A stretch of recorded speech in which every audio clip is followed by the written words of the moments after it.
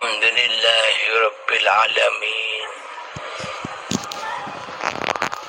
Benar Kang Mas, kenikmatan yang paling agung di surga itu adalah menyaksikan wajhullah.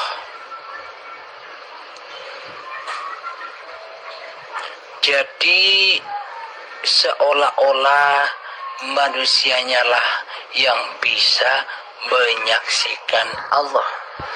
Seolah-olah manusianya lah yang bisa menyaksikan wajah Allah. Berarti bila manusia bisa menyaksikan wajah Allah, berarti Allah tidak lagi laisa kamitslihi syai'un. Batalah laisa kamitslihi syai'un ya Allah bila bisa menyaksikan Allah.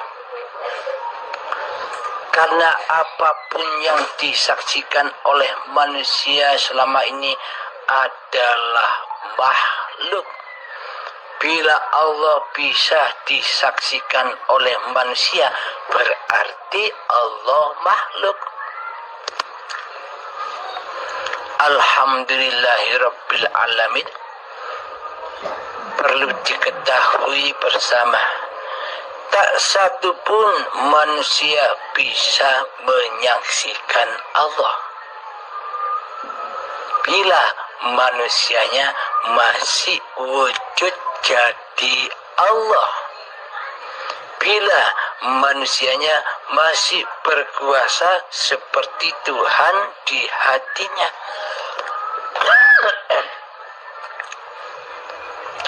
Anggapan manusia, bayangan manusia, angan-angan manusia seolah-olah menyaksikan Allah itu seperti manusia menyaksikan alam semesta ini, seperti menyaksikan makhluk.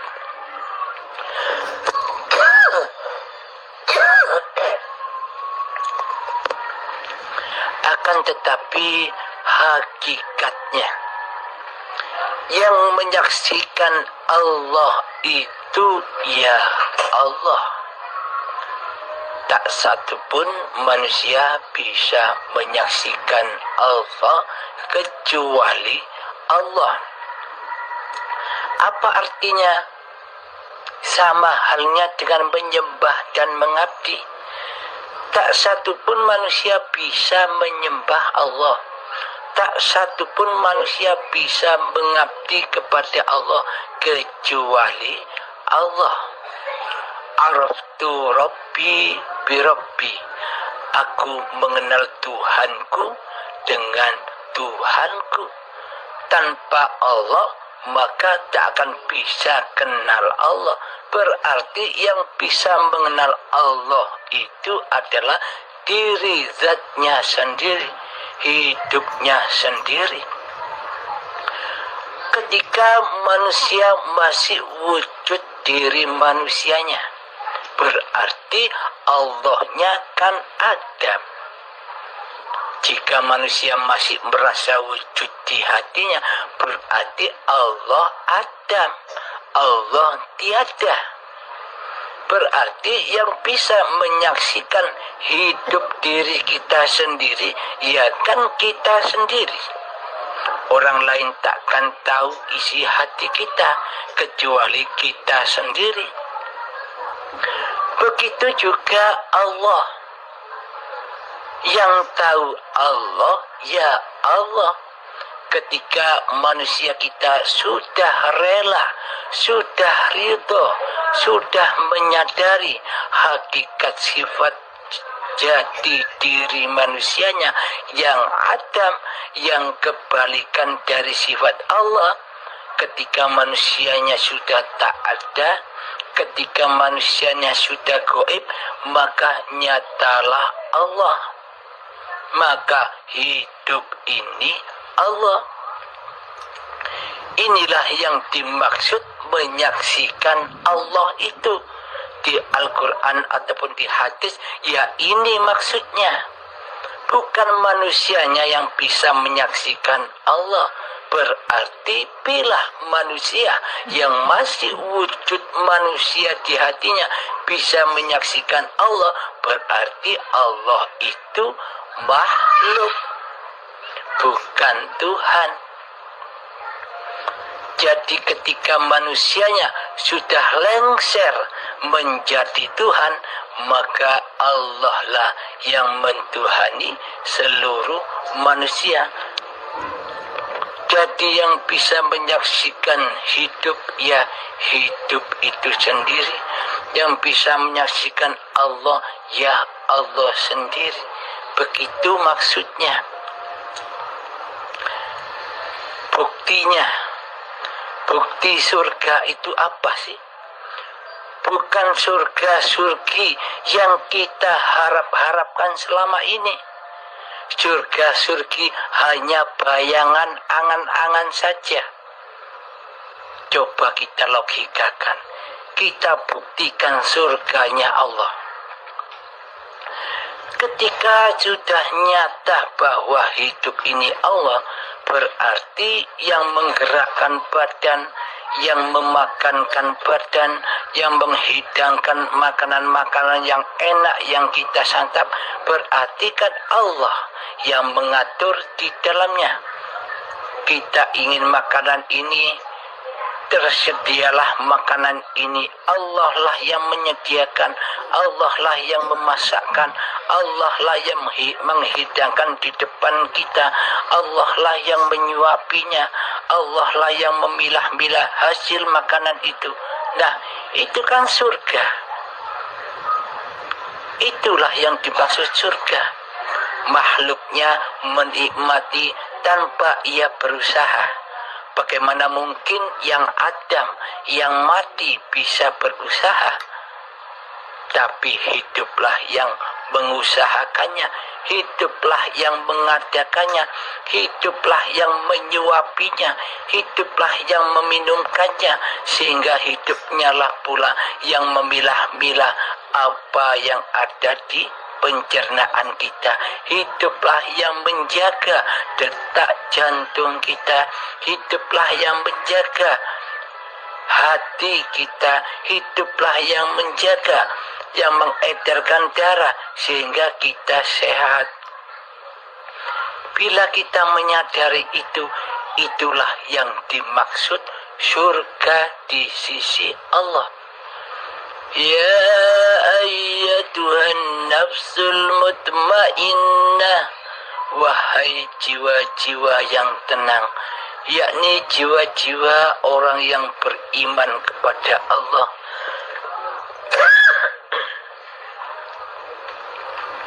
Irji'i ila rabbiki radiyatan mardiyah.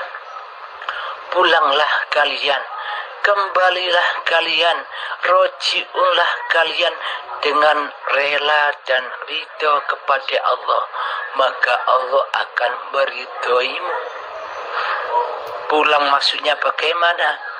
Pulang kepada ketiadaannya dan nyatakan, ikrarkanlah di hati bahwa hidup ini Allah. Inilah yang dimaksud roji'un.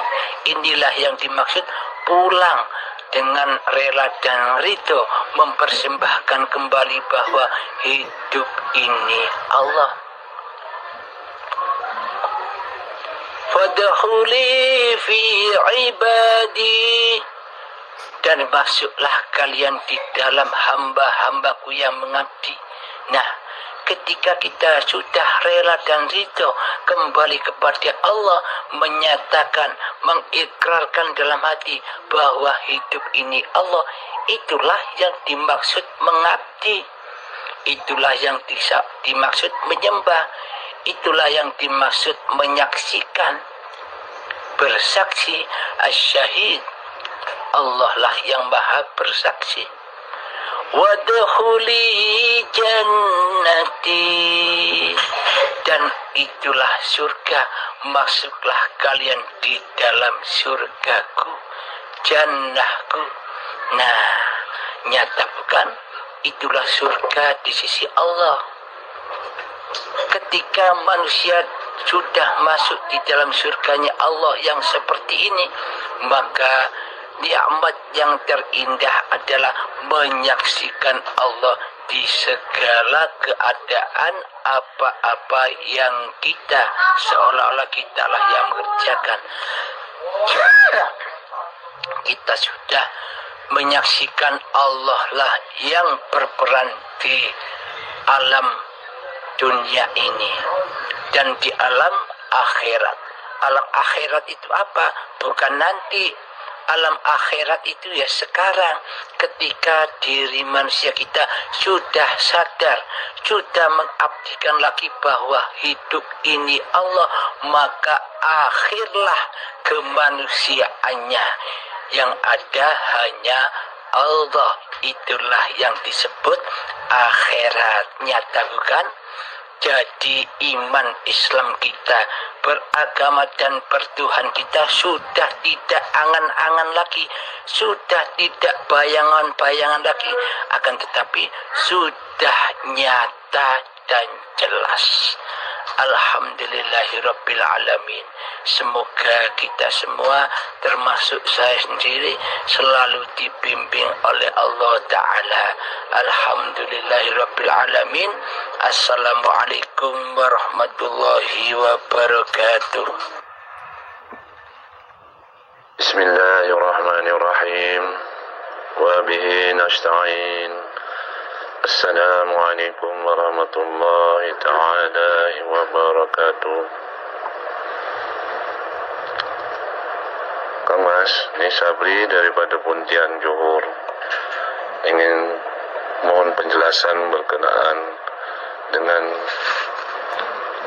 asal mula kejadian diri dan penciptaan alam semesta.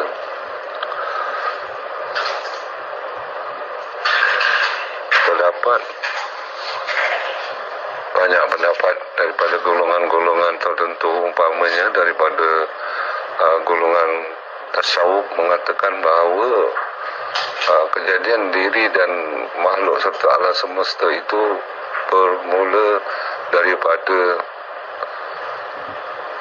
zat yang halus. Allah SWT umpama sebiji pasir yang halus di padang pasir yang luas. Bila Allah SWT berfirman kun, maka terjadilah kesemua kejadian di alam semesta ini. Kemudian pendapat kedua daripada golongan ahli-ahli tarekah yang saya bacalah mengatakan bahawa kejadian manusia dan segala makhluk alam di alam semesta ini daripada Nur Muhammad. Manakala daripada teori sains mengatakan bahawa kejadian alam semesta dan juga makhluk ini ialah apabila berlaku satu letupan besar yang disebut Big Bang. Mengikut mereka lah, maka terjadilah keseluruhan alam semesta ini. Jadi kalau mengikut pendapat, pada hakikatnya kejadiannya itu sebenarnya bagaimana ya pada pendapat Kang Mas? Kalau boleh diperjelaskan Kang Mas. Jadi itu sajalah soalan saya. Mudah-mudahan Kang Mas dapat jelaskan. Ucapkan terima kasih sebelumnya ya. Assalamualaikum warahmatullahi wabarakatuh. Alhamdulillahirabbil alamin. Bila kita memikirkan asal muasal kejadian diri kita dan alam semesta ini, kita hanya bayang-bayang saja. Kita hanya berangan-angan saja. Kita hanya berimajinasi saja. Tidak nyata, hanya bayang-bayang. Sehingga kita membayang-bayangkan, mengilustrasikan seperti yang di YouTube itu. Karena semua itu masih bayang-bayang. Agamanya bayang-bayang, bertuhannya bayang-bayang. Mari kita saksikan yang nyata-nyata saja. Awal mula terciptanya diri kita adalah ketika detik-detik akil balik tiba. Itulah awal penciptaan diri manusia kita sebagai tamu di dalam Masjidil Haram dan Baitullah, yakni sebagai tamu saja yang menggembara mampir sejenak di dalam badan dan hidup. Badan inilah Baitullah dan hidup inilah Allah. Badan inilah Masjidil Haram maksudnya, dan hidupnya ini hayatullah. Jadi dipesan oleh Allah, wa ma khalaqtul jinna wal insa illa liya'budun. Tidak kuciptakan jin dan manusia hanyalah untuk mengabdi kepadaku. Jadi didatangkannya kita ketika detik akil balik hanya untuk mengabdi, menyaksikan Allah, bersujud kepada Allah di dalam badan ini, yakni hati mengikrarkan bahwa hidup ini Allah, dijaga itu. Akan tetapi ketika detik akil balik kita sebagai tamunya Allah, kita berkhianat, kita mendolimi Allah, kita mensekutukan Allah dengan diri manusia kita, sehingga kita menguasai bahwa hidupnya Allah ini hidup manusianya. Kita menguasai bahwa Masjidil Haram, badan ini badan manusianya. Inilah awal penciptaan kita. Inilah asal muasal diri manusia kita. Dengan hiduplah maka terciptalah alam semesta ini.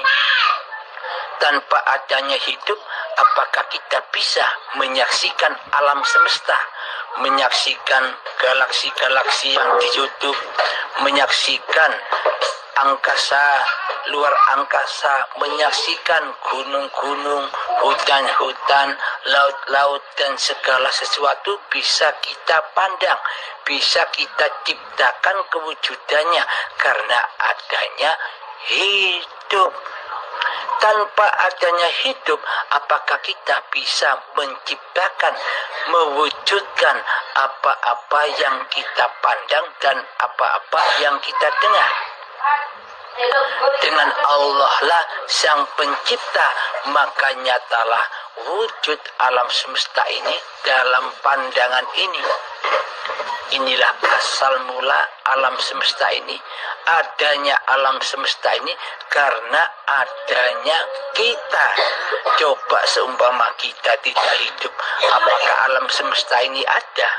Apakah alam semesta ini terwujud tanpa adanya diri kita? Nah, kembalikan lagi kekuasaan penglihatan pada diri kita kepada basirohnya Allah. Ternyata Allah lah yang menciptakan, yang memandang, yang mewujudkan alam-alam yang sudah kita lihat. Alam semesta ini yang sudah kita lihat ciptaan Allah. Allah lah wujud hiduplah yang mewujudkan semua itu.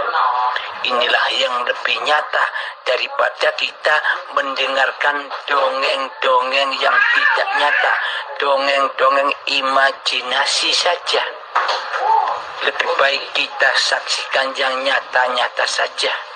Dengan kenyataannya Allah Ta'ala. Alhamdulillahirabbil alamin. Semoga bisa dipahami ya Kang Mas. Akhir kalam, assalamualaikum warahmatullahi wabarakatuh. Assalamualaikum warahmatullahi taala wabarakatuh, Kang Mas. Terima kasih Kang Mas. Kang Mas betul-betul banyak telah membantu Kang Mas.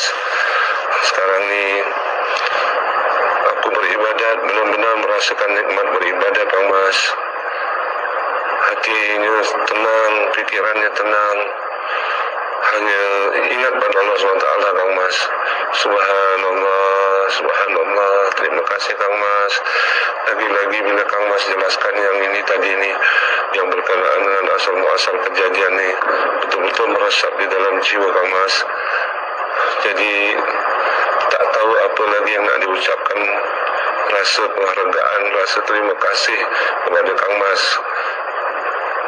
Meskipun benda itu ialah benda ini kita dipertemukan dengan kehendak Allah itu. Jadi alhamdulillah Kang Mas, selama ini yang aku cari-cari, aku telah terjumpa Kang Mas. Terima kasih. Semoga Kang Mas dimuliakan Allah SWT, dilindungi Allah SWT, diberikan kebahagiaan dunia dan akhirat untuk Kang Mas sekeluarga.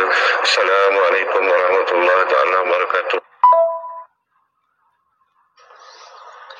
Assalamualaikum warahmatullahi wabarakatuh, Yai.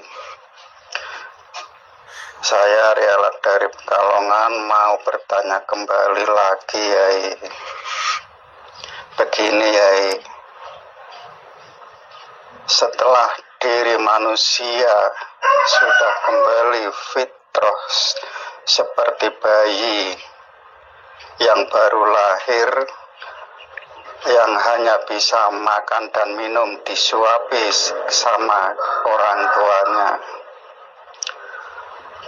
Nah, yang saya tanyakan, setelah bisa kembali seperti bayi, kehidupan kesehari-hariannya itu apakah harus seperti bayi ataukah harus bagaimana, Yai? Masalahnya diri manusianya itu masih butuh makan dan minum dan harus bekerja, Yai. Mohon penjelasannya, hidup yang dikerjakan untuk selanjutnya itu bagaimana, Yai? Ngoten mawon, Yai, mohon penjelasannya, matur nuwun. Assalamualaikum warahmatullahi wabarakatuh.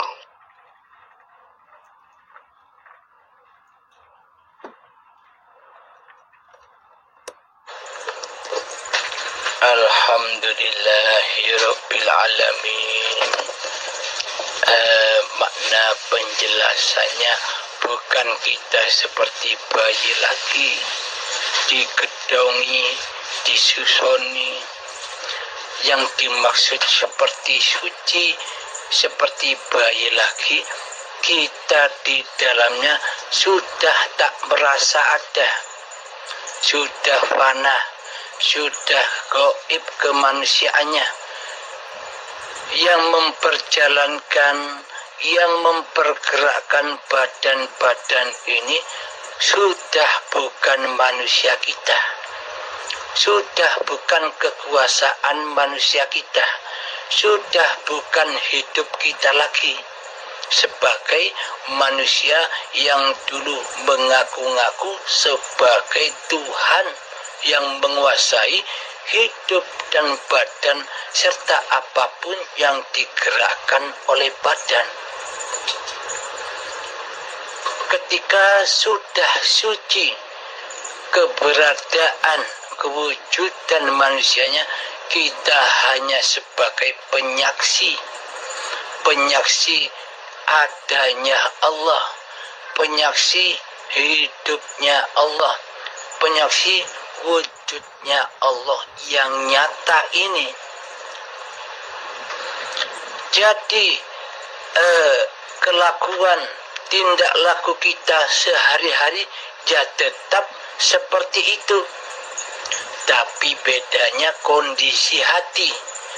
Dulu sebelum kita mengenal Allah, seakan-akan kitalah yang jadi Tuhan, seolah-olah kitalah yang berkuasa atas seluruh gerak laku tingkah badan kita, seolah-olah kitalah yang menjadi Tuhannya.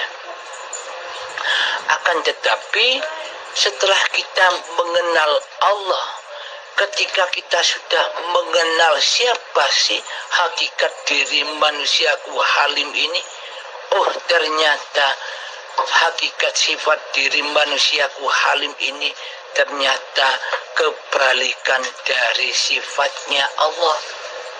Oh, ternyata selama ini Allah lah yang berlaku, bukan Abdul Halimnya yang berlaku. Abdul Halim itu sifatnya seperti sifat muhalnya Allah. Bila Allah yang wujud, maka Abdul Halimnya wajib gaib, wajib tiada, wajib mati. Keberadaan kehidupan, pengakuan hidup Halimnya. Karena ternyata yang punya hidup itu hanyalah Allah, yang punya kekuasaan itu hanyalah Allah.